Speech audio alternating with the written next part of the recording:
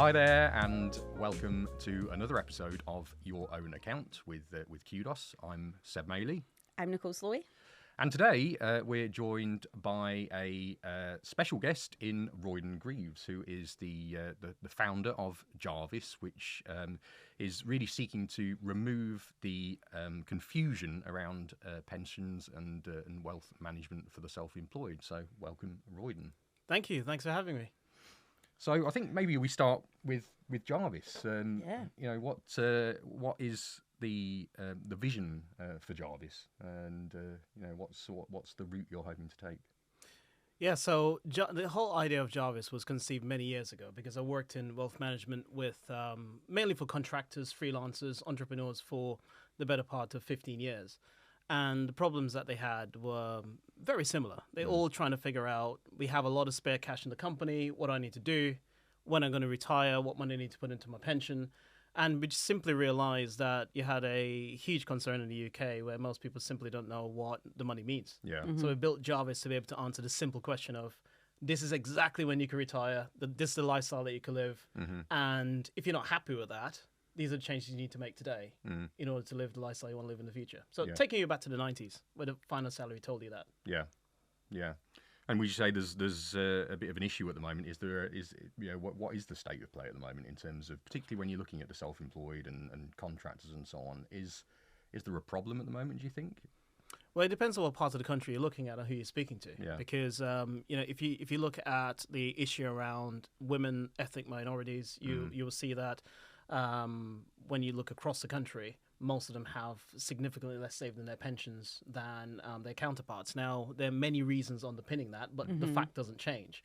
If you look at the contractor industry and the self-employed industry at mass, so you're talking about 5 million people in the UK, and only about 16% of them are actually saving into any form of saving for the longer term. So the issue is not just something that's localized. It's a national issue, which is why the government has this constantly on the agenda. Yeah. And why do you think that is? Why do you think there is only 16% of people? That seems like almost like a crisis, really. I mean, the government have obviously been quite focused on pensions over that time. Why do you think it's not kind of reached the self-employed yet? Why is it not? Is it because on the huge list of priorities that a self-employed person has, pensions perhaps is further down the list than it should be? Yeah, I think that it is multifaceted, really. You have the self-employed individuals are in a interesting position where they have very little support, both on a professional level and there's no HR, right? Like when you're self-employed and you're working for yourself and you're the only person in that business, you are the salesperson, you're the operations person, you're the HR person. So support is one thing. The other issue is when you are employed, you know exactly when your next paycheck is going to be coming. So you could be a lot more liberal with some of the things you do. When you're self-employed, you tend to not be confident of where your next salary, your next income is going to be coming from. So putting some money aside and building up cash for a rainy day is the most important thing. And if I'm in that situation, I'll probably do the exact same thing of just holding on to cash and putting money into a facility that you can't touch until you are an age many decades later in many instances. It doesn't make sense. So in terms of the government, yes, the government they are doing a lot, and they have looked at the whole concept of auto-enrollment for self-employed individuals, but for the very same reason that we spoke about around liquidity, it hasn't been implemented, which is why it's for the employed space, and it is working. It is making a difference. You have over 110 billion pounds a year that's actually going into pensions, mainly as a result of auto-enrollment. So that hasn't extended into the self-employed space, but it's something that's on our minds, trying to figure out more flexible saving solutions for self-employed. It's something that's on our roadmap to tackle. Yeah. And if you're speaking to a self-employed person at the start of their self-employment journey, what are the kind of key things for them to look at when thinking about retirement savings and thinking about the future, bearing in mind the liquidity point that you just made? Well, I think I wouldn't even start as far as retirement. I would start with today. So if I'm speaking to someone that's self-employed, in the past, one of the first things that we're going to be saying is how you're working out your budget. So when you get some money in on a monthly basis, we used to use the 50-30-20 rule. So you expect to have 50% of the money that's coming in going on core expenditure. And of course, it's subject to how much money is coming in. 30% going on more fun stuff, like going out with friends, going on holidays, and 20% that you putting away into savings or reducing debt. So I think if you get the structure right with the small things, it's then really easy to say that 20% of money that I would put to savings or reducing debt, which is a higher priority, is then easy for that to be then directed to different forms of savings, including your pension. Yeah. And I think just if we just roll back a little bit to kind of the journey to Jarvis. So obviously we've known each other for a while, 10 years time. or so now, but in various guises, I guess, in terms of so. And obviously, you've always been incredibly passionate. You always seem to have had so much drive. Where did that come from? And how was that instilled in you? Is it a natural thing that you were born with, or? That's a really good question. So, in terms of my history, it probably has something to do with that. So I'm born in a tiny island in the Caribbean, Montserrat. You have about 6,000 people. So I'm probably going to be the only person you've ever met. Well, actually, we worked out that I played cricket with somebody that you went to school with, or something. I remember having that conversation. So you have two. Okay, so it's two. A small island and a small world. Yeah. And growing up, it was one of those things where a lot of the international exposure that we had was mainly through television, and a lot of the things that I wanted to do was aspirational. Yeah. So I remember growing up as a child, I'm always into planes and flying and stuff, and I used to pretend I'm building a helicopter with cardboard boxes in the back garden. And I always had that whole thing of, dreaming and working towards something. Yeah. And is something that I've taken through life. So, like, my mom went to college in Trinidad, which is an island further south. So when we used to go to the airport and I used to see the planes take off, that moment when they're taxiing down the runway, I see this lump of metal moving just before takeoff. When the wheels, just leave the ground. Yeah. The amazingness of like an object being able to fly. It always fascinated me since a little child. And I explain that because there are two things that highly motivate me. Trying to pursue impossible tasks because they're impossible. No one's done them before. So trying to figure out a way to tackle that. And the whole idea of freedom. And freedom means different things to different people. Yeah. Some people speak about financial freedom. Others are just the freedom to go and choose a nice restaurant to go on a nice holiday. Like, it means different things to different people. So that's been the core of my motivation, because I have this thing in the back of my mind. I don't want to be that individual that I'm choosing a random age here. Let's say at 70, I'm sitting down and I'm thinking, I could have done that. I should have done that. I could have done this thing as well. Yeah. I always want to just try. Yeah. I think failure is acceptable. Yeah. Not trying, personally, I find it unacceptable. Yeah. And what sort of drove you to make that leap into founding Jarvis? That's a really good question. So if we start at how I got into wealth management, it was during the credit crisis. And I was thinking, what's the best industry to go in that should be able to ride both sides of this crisis? So, things are not going so well, or when things are going well, would it survive? So that's how I actually ended up in wealth management after leaving university. And at that point, I mainly worked with investment bankers, individuals from the city, from the various forms of the city. And in 2010, co-founded a wealth management business with some other friends, one of the biggest firms in the city today. And in 2016, again, with another friend, we co-founded a previous business. And the idea behind that was supporting the people who actually changed the UK. Yeah. Supporting the individuals who come up with ideas, supporting the individuals who enable companies to do the amazing things that they do, who are primarily contractors, self-employed, freelancers. Yeah. When you have new ideas starting, these individuals are fundamental to making those ideas live. So we wanted to start something to do that, and that's when we started seeing some of the challenges that they face. Simple challenges like, who do I talk to for an accountant? How do I deal with my tax? Yeah. what do I do from a savings perspective? I have some money in my account. Could I pay myself? How much do I pay myself? Like, what you'll deem as simple questions if you're employed, because your employer decides how you pay your tax. Your employer decides how much they're going to pay you. Your employer decides what insurances you have to make sure that you're okay. There are actually a lot of things that your employer takes care of on your behalf.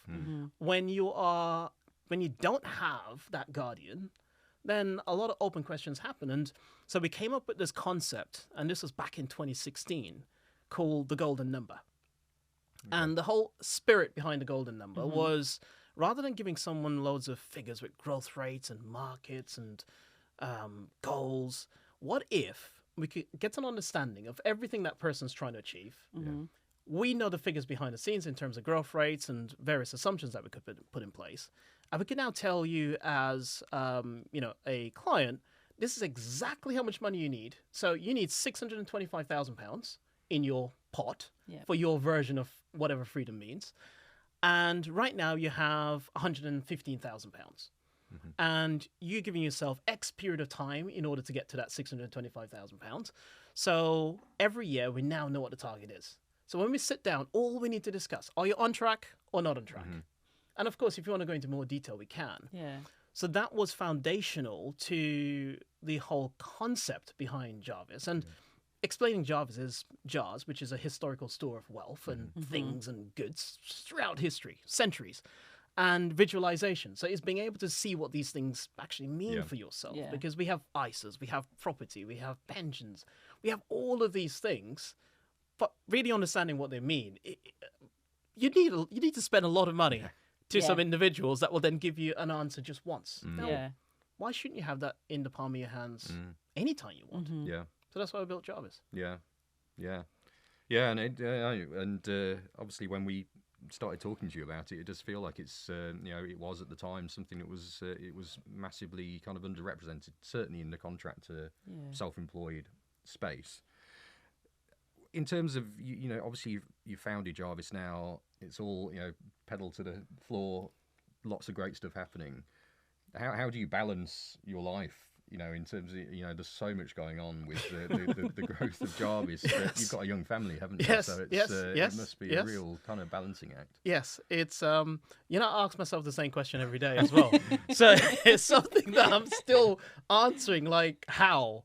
But I'm not the only person in this position. Like any founder of any business is in a similar position that has a social life or any form of life. And I think the things that I do day to day, so in the morning I'll take like half an hour to myself.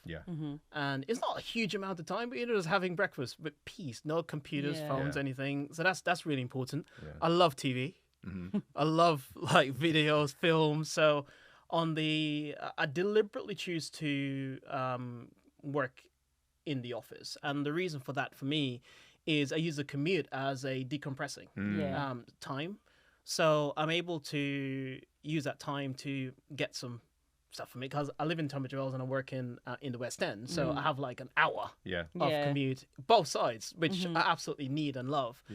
And then the normal day-to-day stuff, just try and get on with it. So I managed to develop this really sad routine. Like we kind of separate housework in interesting ways in my house. I deal with the clothes. It's like a clothes factory in that house with two young kids. No, tell me about it. So I have this cycle. Something comes out the washing machine, it goes into the dryer, out the dryer, folded. Before you get back upstairs, the basket's full again. Absolutely. Like I go around the baskets, and as soon as I finish going around the baskets, the next one's full to go around again. So I just try to see the funny side of it sometimes. And I have great friends and great people around me, and Qdos has been a huge support, and having endorsement from companies like yourselves to say, we see what you're doing, we see the size of the problem, we see the scope of stuff. It's easy for people to support you when things are going well. But having the true belief when people say, I always believed in you. That true belief, that purity of that belief is based on faith, because you haven't got the evidence of the outcomes as yet. Do you remember when we were sitting in those rooms looking at the user journeys, looking at, is this right for the customers that we both speaking to? That's faith. So thank you. No, it's a pleasure. And it's very nice to see other people, other businesses doing the same thing now. Obviously, you're a bit further along in the journey, but it's great to see, and I think we believe in it because it's obviously something that stands up. Yeah, and I think the other thing for us is that it's refreshing that people are really honing in on that self-employed space and on trying to seek to understand the specific challenges that they have, but also then look for solutions that can actually help and do actually add value and are kind of part of creating a kind of better purpose for individuals who are choosing a different way of working than a full-time permanent employee 9-to-5 type job. So, but as a non-shameful plug of Jarvis, we love it. We do actually love it. I'm hugely biased.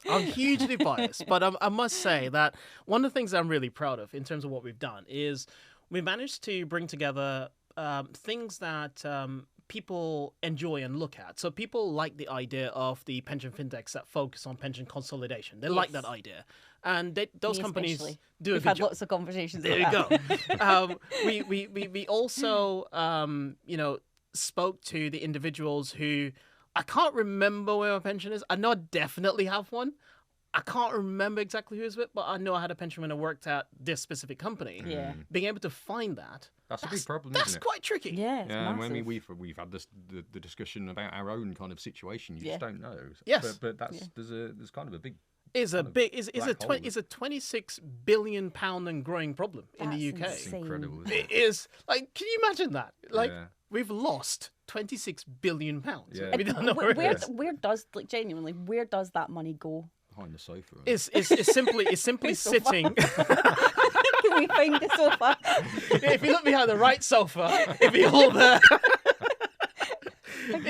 It's there. It's there for individuals to find again, which is why the government was trying to bring to market the pension dashboard to help people with this problem. And I do hope that eventually comes to market, because where is that now in its?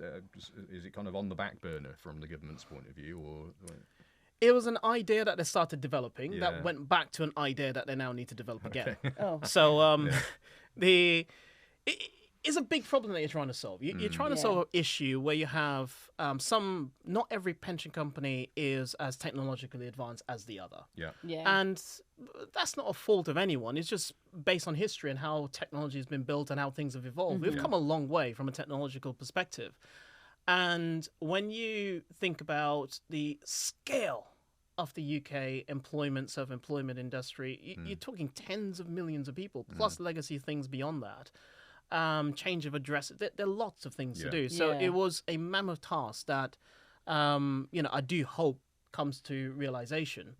But in the interim, we have built a solution to help people to be able to locate their pensions in a really beautiful way. And one of the things that we're really proud about with Jarvis, we work with data from individuals like the PSA to have an understanding of how much money people need to have and give people true clarity. So with Jarvis, you're able to. You remember that film Back to the Future? Yeah. Right. So you went and see how the world was in the future, and things were a certain way. Then they ran into some issues, they couldn't get back. I think we need to kind of reverse that. So if you look back in the 1970s, 80s, 90s, life was really simple. You went to school, whatever school, and you come out, you get a job or two. You make sure you get along with the people you work with, so you get your right promotions. Yep. And all you needed to figure out in terms of retirement was, I wonder what my manager's earning. That was it. Yeah. Because you knew that by age 60, 65, you're going to be getting a paycheck. Yeah. And you knew that it was going to be 2/3, in most instances, of whatever the final income or salary that you were on in your career. Now, you skip forward to the future, today, where we sit.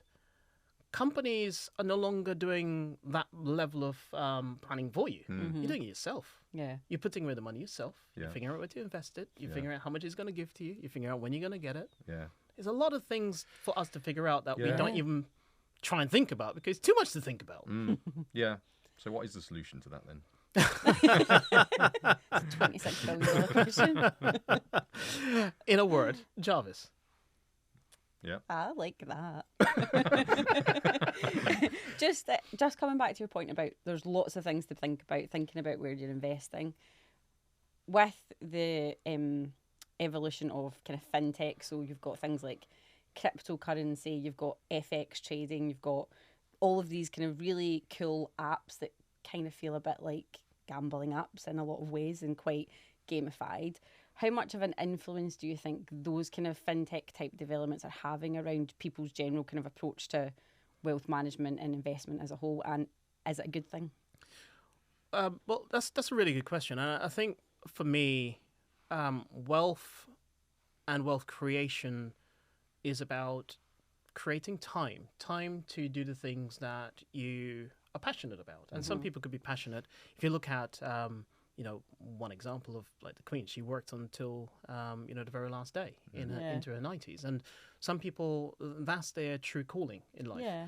So I think it's really important to establish that, and I certainly welcome the growth of pension fintechs, savings, investment fintechs, neobanks. Yeah. I think they're all good, and the reason why I think that they're good is because they all speak to a different cross section of society, cross sections of society that haven't been spoken to in the past in the right way. Yeah. And that's why it's possible for these companies to thrive. They couldn't exist, they couldn't grow.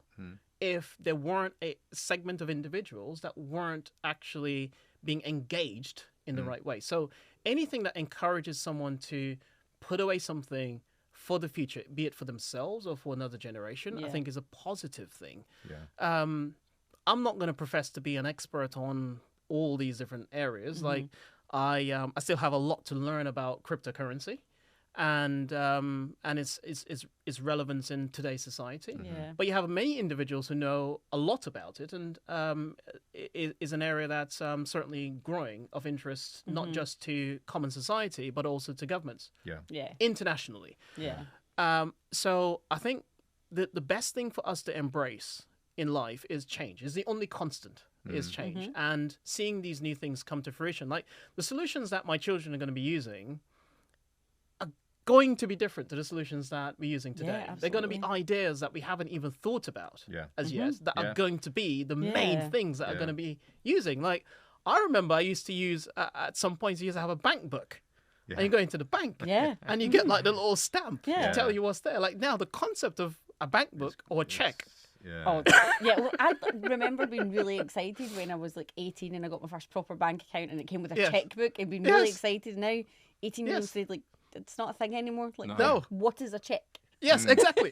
What is a check? Or what is a telephone that you have to like press a button or like move a dial? You know? Well, this is one of the. Have you seen these things kind of on social media where it's like a kind of millennials versus millennial plus and Gen Z? So they're looking at a floppy disk or something. Yeah. So one of the things they ask is if you to use your hands to do a signal for a phone. Yeah. Most people of our age would do that. Yeah. Yes. For like young kids, they do that because Really? they're so used to being, because we're used to having handsets that you pick up in the way of a traditional It's phone. definitely this. It is that. It's It's definitely absolutely this. that. It even makes sense. Yeah. You speak here, you listen here. But to them, because it's always been a flat thing because they're so used to smartphones. Yeah. It's so true. Like the other day I was saying that, I remember when we used to watch DVDs, and I'm like, what's that? Yeah. Yeah. Oh, yeah.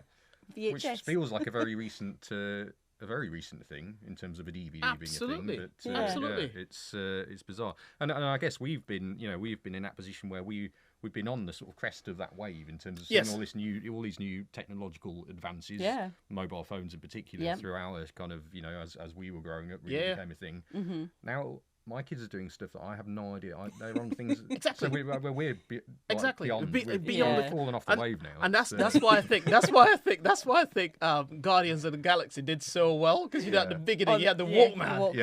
And the headphones with the actual metal rib over the top. It's like, that's the classic. Yeah, I know, it's bizarre. It is bizarre. Dear me. Depressing. Yeah. And how do you sort of maintain your kind of confidence and motivation around things like that? Because obviously, as a founder, you're having, like we talked about earlier, you're having lots of conversations with lots of people about the day-to-day operations of the business, the strategy for Jarvis, everything around what funding looks like and whatnot. How do you kind of push your kind of confidence forward in those types of scenarios? I think my confidence comes from two things. So confidence in the team, like we have an amazing CTO, product marketing manager is phenomenal, support team is amazing, and a chief designer is someone that I hold in extremely high regard. So we have an incredible team of people from a management perspective. But more importantly, for me, what I often try to do is to think forward and work backwards. So I pictured a day when Jarvis is a household name used by the masses. I pictured a day where individuals once again have confidence in their financial management, in their retirement, could answer the questions with precision. Like imagine being asked a question, like when you're planning to retire, when you're at whatever age, and you could say, I plan to retire at 52. And yes, your pension wouldn't be kicking in at that stage, but you have the information. Or someone else might say, yeah, I'm going to retire and I'm probably going to be taking like 2 holidays a year to Europe and a couple of UK holidays. And you have the confidence that that's real.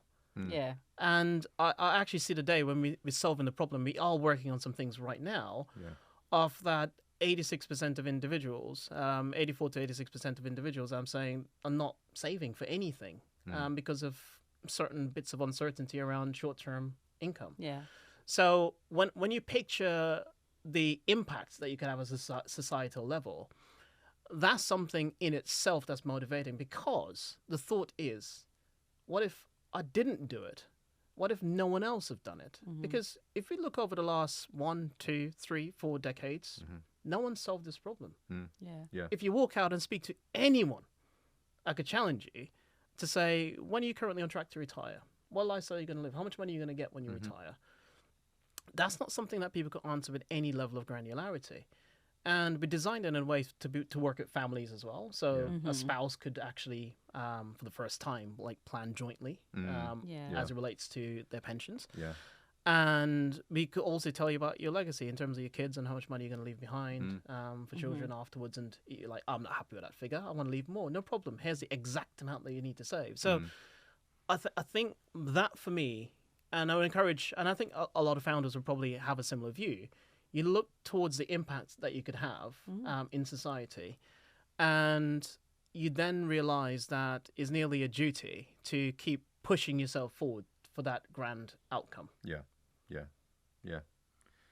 Do you think there's more that could be done to foster entrepreneurialism? You know, is there more that could be done in schools? Is there more that could be done? Because I guess, you know, in culture, you know, quite often the only exposure that people have to, in inverted commas, business and entrepreneurs is, you know, The Apprentice, effectively, which is perhaps not the most realistic portrayal. Dragon's Den, which Dragon's is Den's slightly a better one. Yeah, marginally better. But I mean, do you think more could be done? Are we kind of? Do you think we're limiting?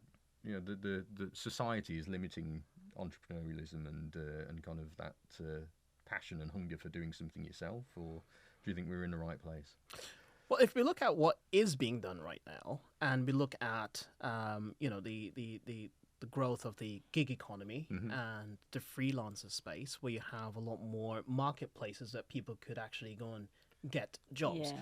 If you look at what happened during COVID, where people were able to, mainly from a change of working habit perspective, give their little side hustle a bit more attention. You have when you look at global statistics, it's said that we're on trend to hit over 50% of self-employed individuals by 2027. So let's say between 2027 and 2030. So there is a strong movement towards self-reliance. And some of that could be loss of confidence in central government and central management structures. Some of that could simply be the way in which the world is changing, that companies want to have a lot more diverse talent. And I'm speaking diversity in every form of that, of difference.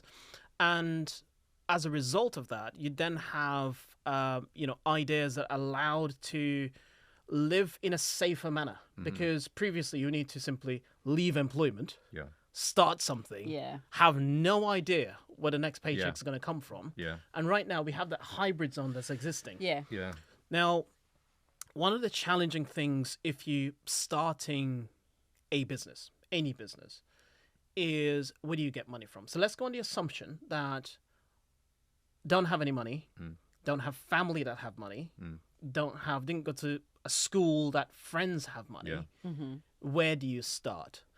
That now is the bit that I think is extremely difficult. And yes, there are many grants that are available, many grants that you could apply for various levels of cash and loans.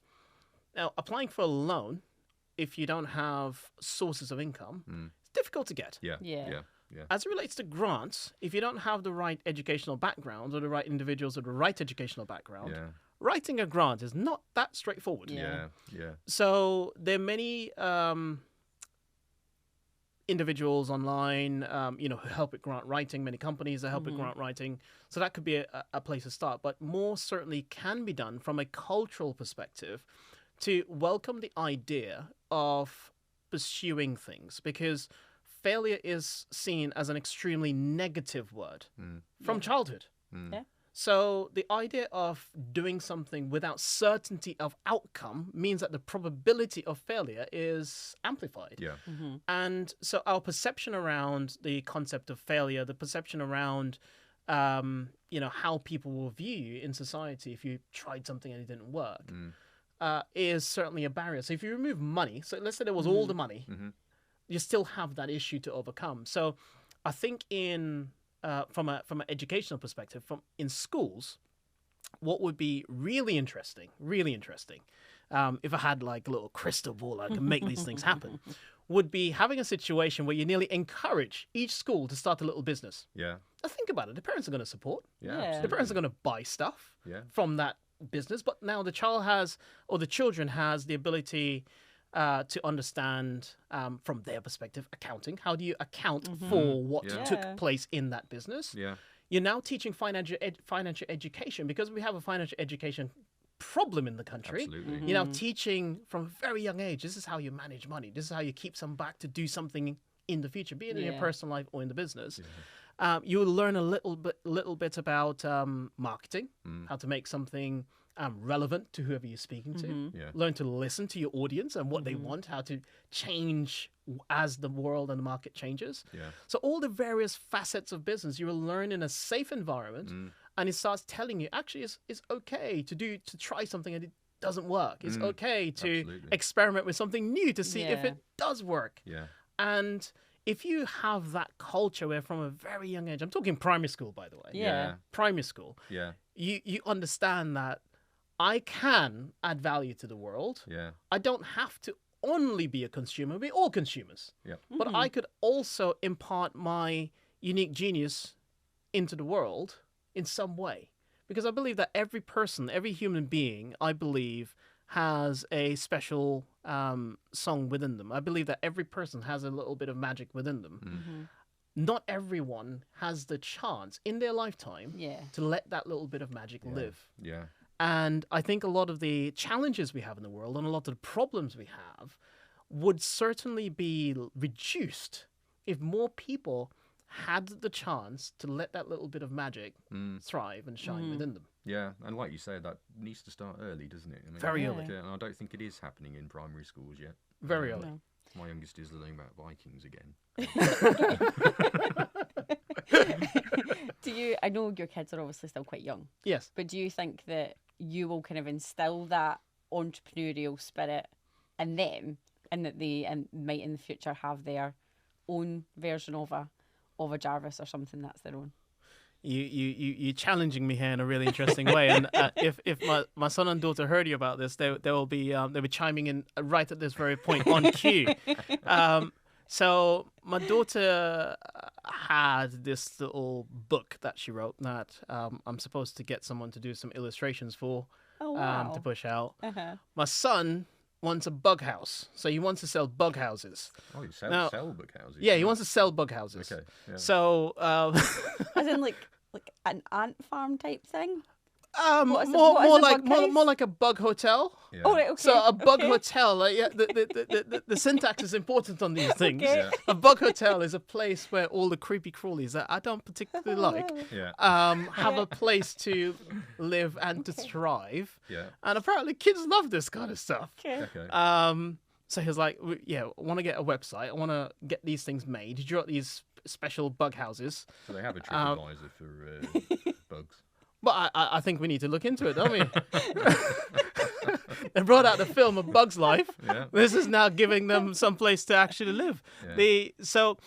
I do encourage them around that. It's finding the time to do everything, you know, Yeah. like Yeah. finding the time. So it's stuff that I will continue to do, and I encourage them to do. And in a lot of our play and various activities, I always encourage critical thinking or pursuit of things or ideas and building and creating and getting stuff wrong. Like it's actually you actually need to learn at an early age that is acceptable to get something wrong. Yeah. As long as you learn from it. Yeah. And you can now apply that learning to something else. Yeah. Is all growth. So I will hope that they do start something, and I'll hope that I'll be able to add some value to that. I'll encourage that. It actually makes me quite excitable when I think about that. Yeah. Yeah, and I think surely seeing you do that and kind of pursue your kind of dreams and all the optimism and enthusiasm which you have in abundance, I'm always amazed by that anytime we have a conversation. Yeah. That's going to rub off on them. Well, I do hope so. I And do inspire run. them. I do run things by them. So like when we're doing so the last video that we've done for Jarvis, that's going to be coming out soon in terms of product video and just asking some challenging questions to the world. I ran that by my daughter to say, like, what do you think about this? Yeah. How do you take this? And she's like, it's okay. I was like, that's extremely underwhelming. Like, can you give me some critical feedback on this? Which she did, and I took some of it into account. So it is. I do try and get them involved, and I get my wife involved as well to get her opinion on things and get her view on how we come across, especially with our language. So she did English at university, so she is always critical of things I write and say. So she'd probably be critical of what I'm saying right now. But yeah. You we touched briefly on it before, but the kind of impact, the positive impact that COVID had on people's perception of the world of work in terms of and as we said, lots more side hustles, this potential boom in the gig economy. I mean, do you think, in terms of 50% of people being self-employed, do you think that's realistic? Do you think, because with other things, I guess, COVID related, like the whole hybrid working, is it a flash in the pan, or is it something that is going to stay, or are we going to return back to a pre-COVID normal with that sort of thing?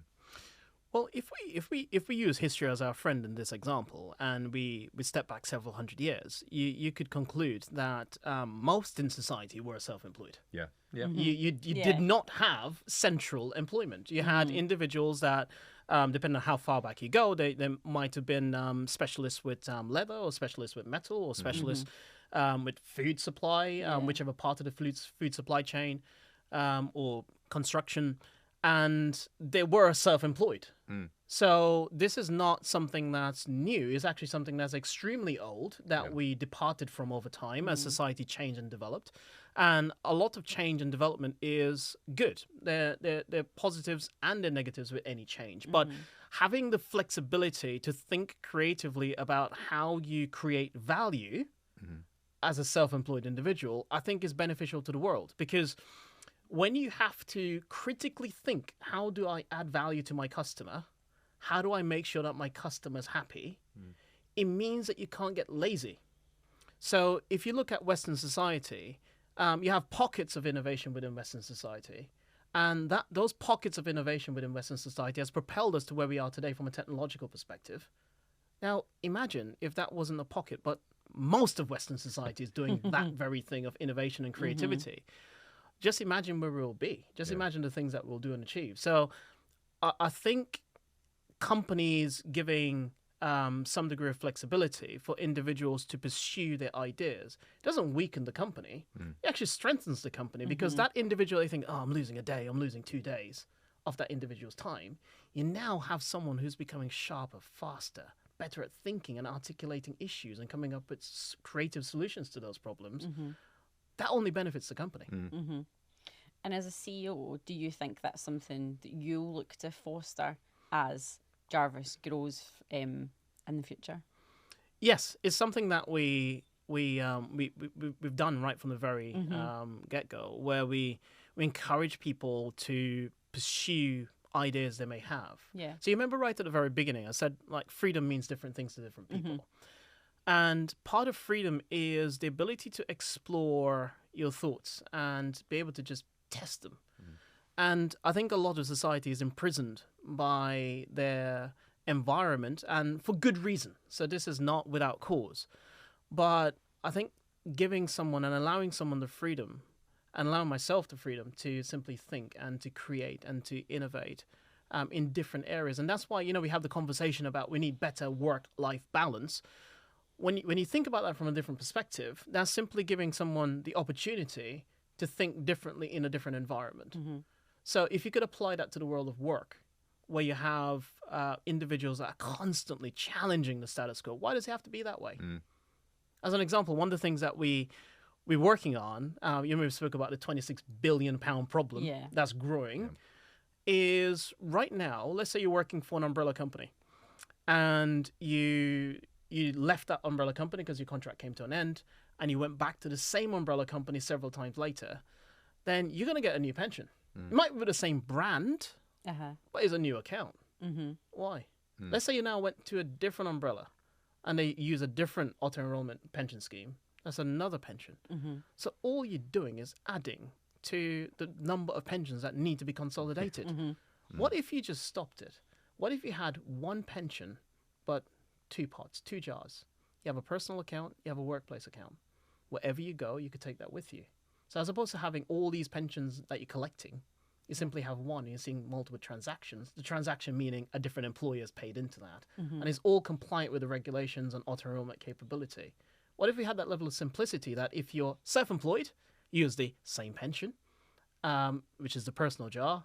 And if you're now employed via an umbrella or otherwise, you now just tell them, by the way, here's the invite, use the workplace jar. It's all compliant. But it's in the one pot. The lifetime pension. And that's what we're working to bring to the market in months. That sounds exciting. Yeah. So, and that was going to be my next question. What is the focus, for the remainder of the year for Jarvis? So presumably that's part of it. Yeah. So Jarvis, we wanted to focus on building the member experience to be, something that spoke to all the critical issues that we touched on previously. And the next phase of that is now making that available at scale to the people that we are trying to help. So the Jarvis is working on its workplace account. So what that will mean is umbrella companies and companies of that ilk will be able to use Jarvis not just for a single individual, but at scale. Seamlessly integrating with their payroll system, seamlessly integrating with their HR processes, but more importantly, turning a regulatory demand into a actual useful benefit to the members that they are set up to serve. Yeah. Okay. Cool. Well, one of the things that we ask all guests when they come onto the podcast is if you have the opportunity to ask our subscribers a question. Yes. So you have a good feel of who our subscribers are. What would you like to ask them? What would you like to pick their brains about? So I'll probably could I ask 2 questions? Yeah. You can. Okay, fine. So my first question is probably more one of general help. I believe in community and I believe in crowdsourcing information. So just one thing that you've learned over your years of being a self-employed individual or contractor that been useful for yourself. And because if we could build a database of those one things, we'll have many things that others who are new to contracting, new to self-employment, would look at and take tips from. Come back to your question right at the top of the conversation where we spoke about what are some of the ideas that I would share with someone new to entrepreneurship or new to the self-employed space. Yeah. Now imagine if thousands of people were sharing their things. Yeah. We'll have a big database of information. And then my second question would be, we're heading into a political zone as it stands right now. I'm choosing my words extremely carefully. So if you were to get elected, if you ran for elected office and you were to get elected, what's the first tax that you'll actually cut? I'd love to know the answer to that. Yeah. So in your first 100 days, which tax would you cut? And why? Okay.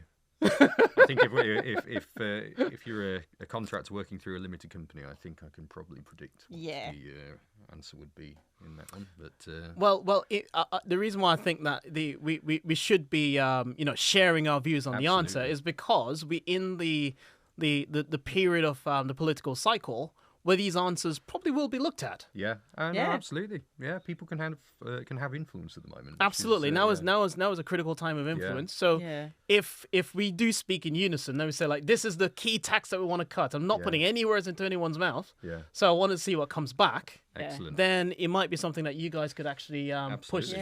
through Yeah. to cabinet office. Absolutely. Yeah. Well, we'll give it a go. Yeah. I mean, I quite like your first question because there's a book in that. There's a whole book in that. There's a whole book in that. Yeah. Actually, why don't we challenge the audience? We're gonna try and do an ebook. If enough of you respond to that question, Yeah. we'll do Put an it all ebook, together. and we could actually feature. We could have like the list of contributors Yeah. that designed this book, and every year we add to this volume, Yeah. and we then design a contractor freelancer toolkit Yeah. from freelancers themselves. See, this is what happens whenever we talk to Royden. When I know, we yeah, have crazy right. ideas. I do like that one, and I I do sort of like did it, like yeah. that. But yeah, no, Yeah. I like that. Good. Okay. Yeah. Well, thank you so much for joining Yes, us, Royden. it's lovely to have It's you. been great. Absolute pleasure. It's been great to catch up. Great to chat. And Thank you. Yeah. Best of luck this year with everything you're looking to do. I'm sure it's going to go very well. Likewise. I think this this series that you all doing is something that's well received. Certainly, as individuals spoken to, they love it. So just keep having fun and keep having great conversations. Yeah. Brilliant. Thank you. Okay. Right. Well, thank you for watching. Thank you for listening. Please subscribe to our channels, our socials, to get immediate updates and notifications. And until then, we'll see you See next you next time. time.